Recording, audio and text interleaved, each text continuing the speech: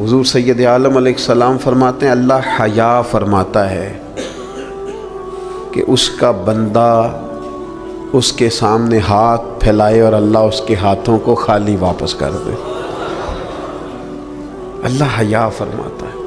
کیا معنی ہے کہ اللہ تبارک و تعالی لحاظ کرتا ہے اس بات کا کہ اس بندے کی امید نہ ٹوٹ جائے، رب کی بارگاہ سے جو اس کی توقع ہے وہ توقع نہ ختم ہو جائے۔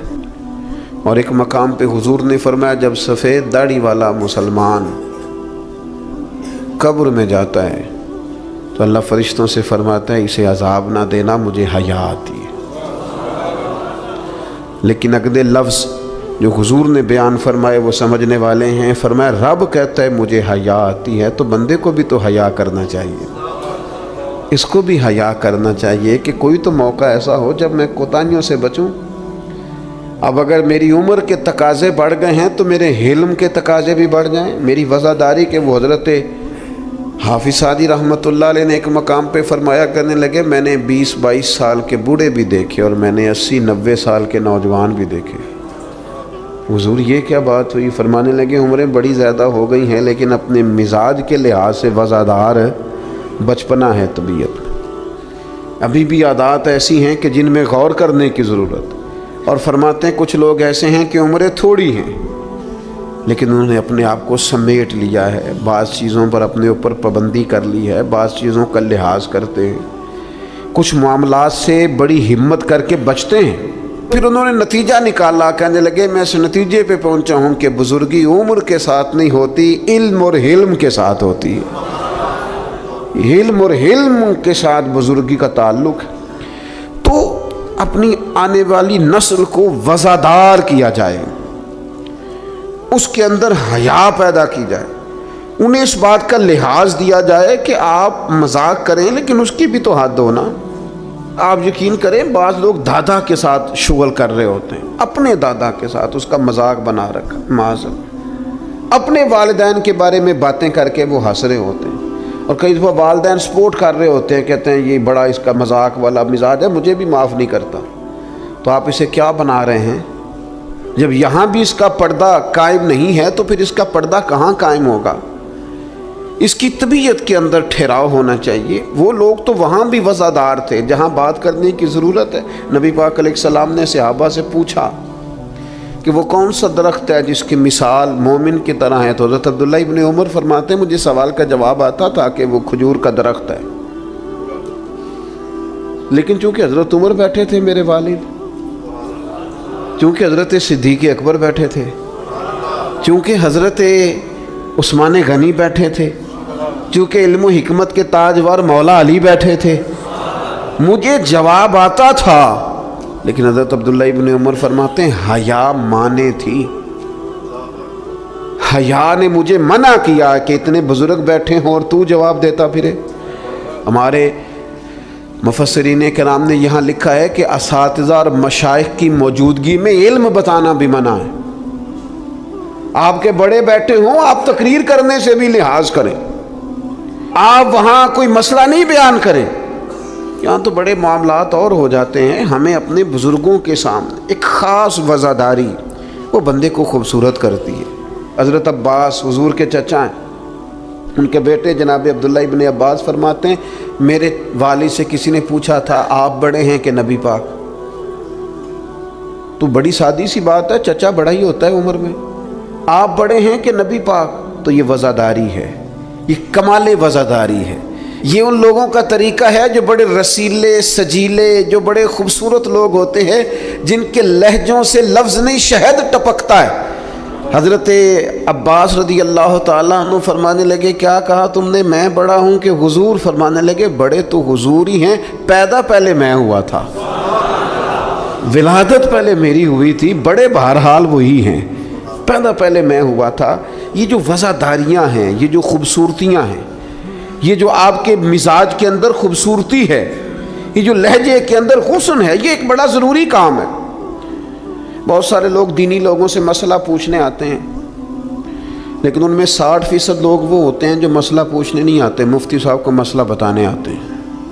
میری طرح کا بندہ تو چونکہ ذرا جلدی قائل ہو جاتا ہے، وقت تھوڑا ہوتا ہے تو بہت سارا ٹائم نہیں دے پاتے، تو میں کہتا ہوں کہ آپ کے خیال میں جو مجھے کہنا چاہیے وہ آپ مجھے بتا دیں، میں آپ کو کہہ دیتا ہوں، کیونکہ آپ جو چاہ رہے ہیں وہ تو ہے آپ کی مرضی کا فتویٰ، تو مجھے آپ بتا دیں بھلا اس سوال کا جواب کیا ہونا چاہیے، میں آپ کو بتا دیتا ہوں۔ لیکن اگر آپ مجھ سے پوچھنے آئے ہیں تو پھر آپ حوصلہ کریں، پھر دین جو بات کہتا ہے وہ مجھے بیان کرنے دیں، پھر مرضی کا فتویٰ حاصل نہ کریں، پھر ذرا رکیں۔ اور یہی حالت بہت سارے اللہ ماشاء اللہ شاگردوں کی ہوتی ہے، ان کا خیال ہوتا ہے استاد میری مرضی کے حساب سے تعلیم دے، مریدین کا خیال ہوتا ہے کہ شیخ اس طرح کر کے چلے، تو بھئی تیری شرطوں پہ ہی کرنا ہے، اگر تجھ کو قبول تو یہ سہولت تو مجھے سارا جہاں دیتا ہے، اگر تیری شرطوں پہ ہی تو نے آنا ہے کہ میرے پاس یہ ٹائم ہے تو اس ٹائم آؤں گا، تو میں اس وقت پسند کرتا ہوں تو میں اس وقت آؤں گا، تو آپ اگر یہ کہیں گے تو پھر میں یہ تیری شرطوں پہ ہی کرنا ہے اگر تجھ کو قبول، یہ سہولت تو مجھے سارا جہاں دیتا ہے۔ پھر تو ٹھیک ہے، اگر ہم نے کچھ دو کی پالیسی پہ ہی تعلق بنانا ہے تو پھر استادی شاگردی تو نہ ہوئی، پھر تو ٹھیک ہو گیا، پھر یارانے کریں گے، دوستیاں کریں گے، اس طرح کے لوگ تو ڈھیروں مل جاتے ہیں۔ اپنی زندگی کے اندر وزاداری، خوبصورتی، ٹھہراؤ، لہجے کے اندر حسن، مزاج کے اندر ایک کمال۔ حضرت امام مالک رحمۃ اللہ علیہ کو کسی بات پر امام اعظم نے بڑا ڈانٹ دیا، شاگرد تھے، بڑا ڈانٹ دیا، سخت ڈانٹا، اور اس کے بعد بھی وقفے سے کبھی کوئی ایسی بات ہوتی تو امام صاحب کہتے ہیں میری طبیعت سے وہ غصہ نہ جاتا کہ یار اس نے ایسا کیوں کیا۔ کچھ عرصے کے بعد جا کے وہ بات کھلی کہ جس بات پر امام ابو مالک کو ڈانٹا ہے ان کی تو غلطی نہیں تھی، دوسرے کلاس فیلو کی غلطی تھی، انہوں نے تو یہ بات کہی نہیں، تو کسی اور نے کہی تھی اور نام ان کا لگ گیا۔ بچے کر دیتے ہیں نا شرارت، کسی نے کی نام کسی، تو امام اعظم ابو حنیفہ رحمۃ اللہ علیہ امام مالک سے کہنے لگے بیٹا تم نے بتایا کیوں نہیں، اتنی ڈانٹ کھا لی۔ حضرت امام مالک نے سر جھکا لیا، کہنے لگے حضور لوگوں کے جسموں پر لوگوں کا احسان ہوتا ہے، میری تو سانسوں پر بھی تیرا احسان ہے، میری سانسیں بھی تیری مقروض ہیں۔ یہ جو لوگ مالک کو جانتے ہیں یہ اس نسبت سے جانتے ہیں کہ یہ ابو حنیفہ کی گلی میں آتا جاتا ہے، سونیاں زندگی میں جتنا نام اور عروج پایا تیرے صدقے پایا، 4 جھڑکیاں نہ سہ سکتا تیرے نام پر، میں نے پسند نہیں کیا۔ اور پھر آپ نے پوچھا بھی تو نہیں نا کہ بتاؤ، آپ نے کہا ڈانٹ کھانی ہے تو دکھ قبول محمد بخشا بس راضی رہن پیارے، کوئی حرج نہیں۔ آپ نے کہا ڈانٹ کھانی ہے تو کھا لیتی، اس میں حرج والی کون سی بات؟ یہ خاص وزاداری، یہ خاص خوبصورتی۔ میں آپ سے عرض کروں، ہمارے گھروں میں جو بڑے بوڑھے ہوتے ہیں نا، وہ جب پڑھی لکھی بہو لے کے آتے ہیں نا تو اس کا مطلب یہ تھوڑی ہوتا ہے کہ وہ بیچارے ہانپتے کامتے رہیں گے، ڈرتے رہیں گے کہ جناب بہو بڑی پڑھی لکھی ہے یا داماد بہت پڑھا لکھا ہے تو کوئی ایسی بات نہ ہو جائے کہ وہ کہے او بابے کو تو پتہ ہی نہیں۔ پڑھا لکھا وہ بندہ ہوتا ہے جو دوسروں کے مزاج کی رعایت کرے، جو تھوڑا سا سمجھے کہ میری اس چیز کی وجہ سے کوئی شخص کسی کمزوری کا شکار تو نہیں ہو رہا۔ اگر آپ نے تربیت کی ہے تو پھر تربیت کا معنی تو یہ ہونا چاہیے کہ اسے ادب بھی کرنا آئے، پیار بھی کرنا آئے، گھر کے بزرگوں کے حق میں اس کے رویے میں نرمی بھی آئے۔ اور اگر آپ نے تربیت یہ کی ہے کہ ہم چما دیگرے نیز، تمہاری طرح کا دوسرا کوئی نہیں، تو پھر یاد رکھو اگر تمہاری طرح کا دوسرا کوئی نہیں نا تو پھر تمہیں بھی کوئی ماننے کو تیار نہیں ہے۔ پھر جعلی روب اور ہوتا ہے اور دلوں میں محبت اور ہوتی ہے، پھر ان چیزوں میں فرق ہوتا ہے۔ اگر آپ تعلیم یافتہ ہیں تو آپ دوسروں کے مزاج کی رعایت کریں، آپ کو پھر حضرت مولا علی شیر خدا رضی اللہ تعالیٰ عنہ سے کسی آپ نے فرمایا ایک مقام پہ فرمایا ہر چیز کی زکوٰۃ ہوتی ہے، عقل کی زکوٰۃ پتہ کیا ہے حضور؟ کیا فرمایا؟ عقل کی زکوٰۃ جاہلوں کے ساتھ گزارا کرنا ہے۔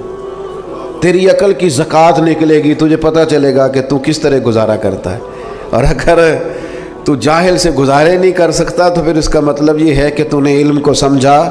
عزیز دوست آپ غور فرمائیں اور اس پر آپ توجہ رکھیں گے کہ وزاداری، لفظوں کا چناؤ۔ قرآن مجید نے کہا یا ایھا الذین آمنوا لا تقولوا راعنا وقولوا انظرنا، اے ایمان والو تم نے جب میرے محبوب سے بات کرنی ہے تو رائنا نہیں کہنا، انظر نہ کہنا ہے۔ یہ نہیں کہنا حضور سمجھ نہیں آئی رعایت کر دے، یہ کہنا یا رسول اللہ ایک نظر کرم کر دیں، ذرا بات دوبارہ سمجھا دیں۔ آپ اچھے جملے تلاش کے وزاداری کے ساتھ، ایک خاص حیا کے ساتھ۔ حضرت مولا علی شیر خدا فرماتے ہیں حضور سے مسئلہ پوچھنا تھا۔ مسئلہ پوچھنا بڑا ضروری کام ہے، اگر آپ مسئلہ دریافت نہیں کرتے تو بڑا عرصہ تک ماحول اس طرح کا رہ جاتا ہے کہ جس سے آپ جہالت میں ہی وہ کام کرتے رہتے ہیں۔ مسئلہ پوچھیں گے تو بات بہتر ہوگی، آپ بات پوچھ لیں گے، بات کلیئر ہو جائے گی، آپ پھر صاف ستھرے معاملے کے ساتھ عمل کر سکیں گے۔ تو حضرت مولا علی کہتے ہیں حضور سے مسئلہ پوچھنا تھا، سوال کرنا بڑا ضروری ہے، خود حدیث پاک میں موجود ہے سوال کرنا آدھا علم ہے۔ لیکن حضرت علی کہتے ہیں نبی کریم سے مسئلہ پوچھنا تھا، میں نے مہینوں انتظار کیا، ہفتوں انتظار کرتا میں۔ میرا خیال تھا کہ میں سوال کی تکلیف بھی نہ دوں، کوئی اور آ جائے آ کے حضور سے مسئلہ پوچھ لے۔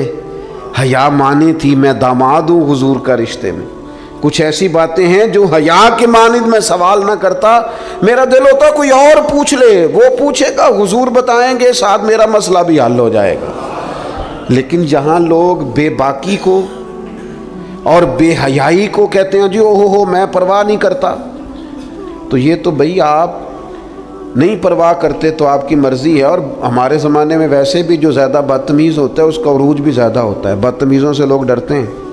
بدتمیز جو ہوا لوگ اس سے ڈرتے ہیں، کہتے ہیں یہ کوئی ایسی بدتمیزی کر دے گا کہ بعد میں دقت ہوگی۔ وہ شریف آدمی اس سے جھجک رہا ہوتا ہے، وہ سمجھ رہا ہوتا ہے میں بڑی شے ہوں، تو کچھ بھی نہیں ہے بھائی، تو بدتمیز ہے۔ اور کچھ لوگ گاند سے اس لیے بچتے ہیں کہ اس میں روڑا پھینکا تو چھینٹے پڑیں گے، پھر کپڑے بدلنے پڑیں گے، نہانا پڑے گا، اس لیے لوگ بچ کے گزرتے ہیں۔ اور تیرا خیال ہے کہ تجھ سے بڑا لوگ ڈرتے ہیں؟ تو اپنی زندگی میں وزاداری، شرم و حیا۔ اب دیکھیے سیدہ عائشہ صدیقہ رضی اللہ تعالیٰ عنہ ارشاد فرماتی ہیں نبی پاک علیہ السلام عرب کی کنواری لڑکیوں سے بھی زیادہ حیا والے تھے، شرمیلے تھے۔ حضور علیہ السلام فٹافٹ بے باک ہو کر کسی سے کوئی بات نہ کرتے۔ اب دیکھیں صحابہ غلام ہیں رسول پاک کے، اگر حضور کسی کا نام لے کے بھی اس کی تربیت کرنا چاہیں تو وہ آدمی خوش ہوگا، سعادت مندی ہوگی۔ لیکن حضور کو کسی شخص کے بارے میں بتایا جاتا نا فلاں نے یہ بات کی ہے، تو کبھی نامینیٹ کر کے اس بندے کے سامنے بات نہیں کرتے، یہ وزاداری والا معاملہ ہے۔ تو محبوب کیا فرماتے؟ حضور فرماتے لوگوں کو کیا ہو گیا ہے، اب انہوں نے اس طرح کرنا شروع کر دیا۔ وہ ایک کی بات ہوتی سب کو سمجھ آ جاتی اور اس کے بھی ساتھ لگتے اصلاح ہو جاتی۔ اپنی مزاج سے اپنی وزاداری کو ختم نہیں کریں، اپنے لہجے کو ختم نہ کریں۔ میں مذہبی اسٹیجوں پہ دیکھتا ہوں مجھے بڑی تکلیف ہوتی، جو فلانی چیز نہ مانے وہ حلالی نہیں، جو فلانی بات کا جواب نہ دے باپ کا ہی نہیں۔ یہ آپ کا سٹائل ہے؟ یہ دیندار لوگ اس طرح بات کرتے ہیں؟ یہ آپ ڈگریاں جاری کر رہے ہیں؟ کیا رسول پاک علیہ السلام کا انداز تبلیغ معاذ اللہ یہ تھا؟ میں کیا کروں، صرف میں دینی لوگوں کی بات نہیں کر رہا۔ جو آدمی گندے لطیفے سناتا ہے نا اسٹیج پہ بیٹھ کے، اس کی آپ فین فالوئنگ دیکھیں کتنی زیادہ ہے۔ سٹیٹس کیا ہے؟ گند بولتا ہے، لطیفے سناتا ہے، اور اس کو سننے والوں کی تعداد کیا آ رہی ہے، دنیا ٹوٹ کے پڑ رہی ہے۔ یہ ہمارے معاشرے کے مجموعی مزاج کی عکاسی کرتی ہے کہ وزاداری کس حد تک ختم ہو گئی، اپنے انداز میں، اپنے لب و لہجے میں، خاص شرم و حیا، خاص خوبصورتی۔ ہمارے جو دیہاتی گھر ہوتے تھے ان کے اندر بڑی وزاداری ہوتی تھی، ان کے اندر بڑا خیال رکھا جاتا تھا، چیزوں کو بڑا سمجھا جاتا تھا۔ یہاں آپ حالت دیکھ لیں، شادی بیٹی کی ہو یا بیٹے کی ہو، سارا خاندان بیوٹی پارلر میں بیٹھا ہوتا ہے۔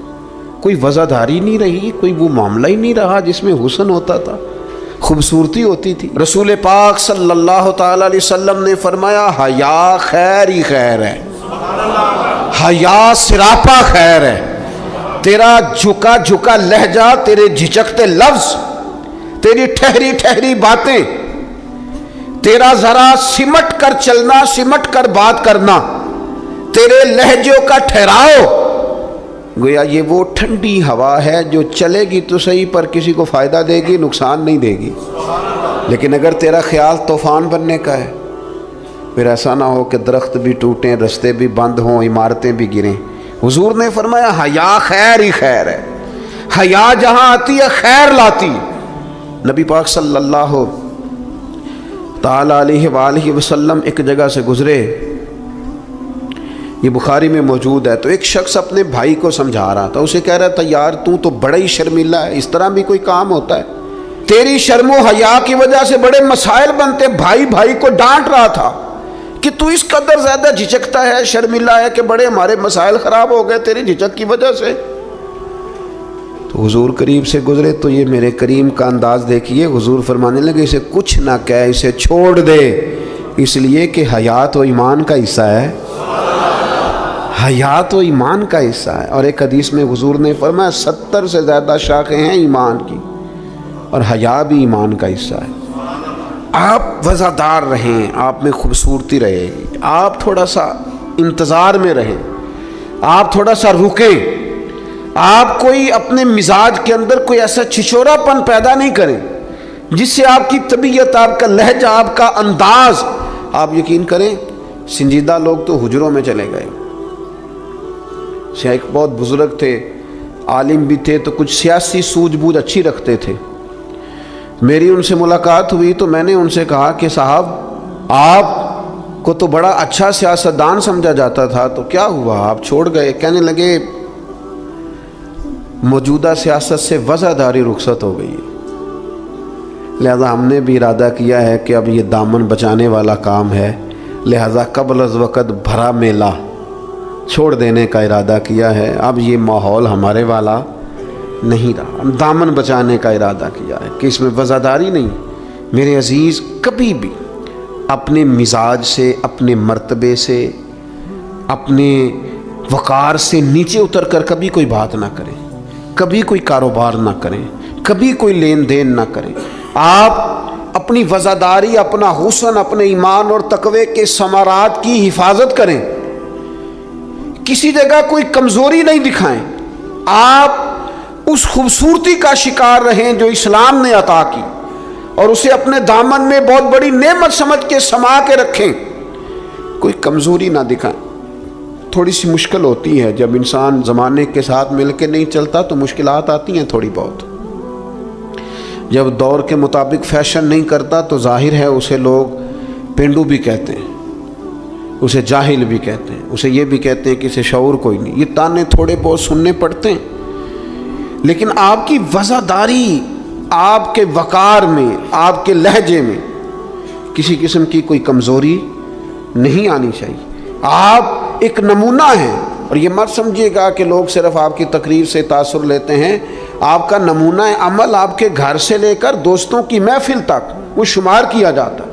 آپ بڑی خوبصورتی کے ساتھ، حضرت غوث اعظم رضی اللہ تعالیٰ عنہ 2000 دینار کا جوڑا پہن کے جمعے کا خطبہ دیتے تھے، 2000 دینار کا جوڑا۔ تو آپ کی اہلیہ نے ایک دن کہا کہ حضرت کئی دفعہ ایسے ہوتا ہے کہ صبح کا کھانا گھر میں ہوتا ہے اور شام کا نہیں ہوتا، لیکن آپ جب منبر کی طرف بڑھتے ہیں تو آپ کا لباس اتنا شاہانہ ہوتا ہے کہ لوگ سمجھتے ہیں پتہ نہیں ہم کتنے کو مالدار ہیں۔ تو حضرت فرمانے لگے یہی تو میں چاہتا ہوں، میں نہیں چاہتا کہ میں پھٹے کپڑے پہن کے رکھوں اور لوگ جاتی دفعہ میرے ہاتھوں میں نذرانہ تھما کے جائیں کہ یہ رکھ لیں، لباس لے لیجئے گا۔ فرمایا اس طرح کا لباس پہنیں گے، اس طرح کی وزاداری اختیار کریں گے کہ جدھر جدھر سے گزریں گے لوگ سمجھیں گے کہ اللہ نے دینداروں کو بڑا بے نیاز بنایا ہوا ہے۔ ہم اپنی وزاداری کے اندر کیوں کوئی کمزوری لائیں؟ اپنے مزاج کے اندر آپ یقین کریں حضرت سعدی شیرازی قرضہ پکڑ کے مہمان نوازی کرتے تھے، قرضے پکڑ پکڑ کے لوگوں کو کھانا کھلانا، اس لیے کہ وزاداری قائم رہے، اور کسی جگہ کسی کمزوری کا اظہار نہیں کرنا تاکہ کسی کو پتہ نہ چل جائے، کوئی یہ نہ سمجھے کہ دین کے نام پہ آئے ہیں تو بار بار یہاں سے سوال ہو رہا ہے۔ تو یہ حیا ہے، یہ خوبصورتی ہے، یہ مزاج کا حسن ہے۔ ہمارے صوفیاء نے فرمایا ہے کہ سب سے زیادہ اللہ سے وہ بندہ حیا کرتا ہے جو اپنے خیالات پر کنٹرول کرتا ہے، اپنے جذبات پر کنٹرول کرتا ہے، جو وسوسوں کو نہیں آنے دیتا، جو اپنی طبیعت میں کوشش کرتا ہے کہ اچھے خیالات ہی رہیں، وسوسے آئیں تو جھٹک دیے جائیں، اس لیے کہ وہ نبی پاک علیہ السلام کا جو فرمان موجود ہے نا کہ رب نہ تمہاری جیبیں دیکھتا ہے نہ صورتیں دیکھتا ہے، وہ جب دیکھتا ہے تمہارا دل دیکھتا ہے۔ تو وہ حیا کرتے ہیں کہ دل میں کوئی ایسا خیال آئے جو غلط ہو، برا ہو، گندا ہو، چونکہ مالک نے دیکھنا ہے۔ وہ اس لیے خانہ دل کو صاف رکھتے ہیں۔ لیکن نا کوئی مہمان گھر میں آتا ہے تو لوگ فٹافٹ صفائی نہیں کرتے، چیزیں نہیں اٹھاتے کہ وہ کیا سوچے گا، یہ کتنے میلے کچیلے ہیں، کیونکہ مہمان نے دیکھنا ہے۔ اور جس دل کو رب رحمان نے دیکھنا ہے